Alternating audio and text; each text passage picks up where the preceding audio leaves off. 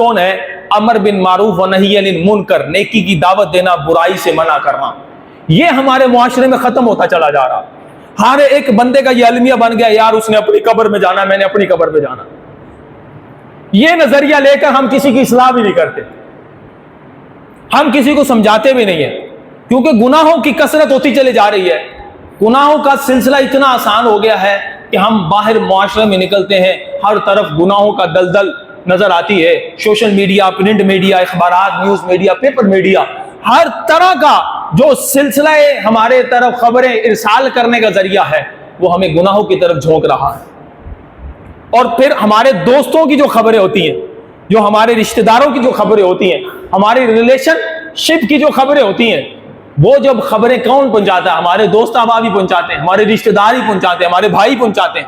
وہ دوسرے کی غیبتیں کر رہے ہوتے ہیں، اور یہ غیبتوں کا بازار ایسا گرم ہوتا ہے کہ وہ گناہ کبیرہ میں داخل ہوتا چلا جاتا ہے. تو امر بالمعروف و نہی عن المنکر، غیبت کس کو کہتے ہیں؟ اپنے بھائی کی، اس کی عدم موجودگی کے اندر اس کی برائی کو کسی تیسرے بندے کو بتانا.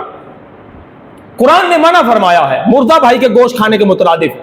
بعض روایتوں میں آیا غیبت کرنے والا کتے کی شکل میں جہنم میں جائے گا. تو رشتہ داروں کے اندر رشتہ توڑنے میں جو سب سے زیادہ اہم کردار ادا کر رہی ہے جو بیماری، جو باطنی بیماریوں میں سے ہے، وہ غیبت اور دوسری حسد. یہ بیماریاں رشتہ داروں کے رشتے توڑ رہی ہے. سورہ بقرہ کی آیت نمبر 83 ہے. اللہ تعالیٰ حکم ارشاد فرما رہا ہے رشتہ داروں کے ساتھ حسن سلوک کرو. تو لہٰذا پتہ چلا کہ وہ بیماریاں، وہ گندی بیماریاں جو ہمارے رشتے کو توڑتی ہیں، ہمیں ان سے اوائڈ کرنا چاہیے، ان سے بچنا چاہیے. میرے نبی پاک صلی اللہ علیہ وسلم نے فرمایا نیکی کی دعوت دو، برائی سے منع کرو. فرمایا، روایت کا مفہوم ہے جنت الفردوس، جو جنت میں سے بھی ایک درجہ ہے. فرمایا وہ نیکی کی دعوت دینے اور برائی سے منع کرنے والوں کے لیے، یعنی یہ ان کا حصہ ہے. جنت الفردوس میں وہ جائیں گے جو نیکی کی دعوت دیتے ہوں گے اور برائی سے منع کرتے ہوں گے.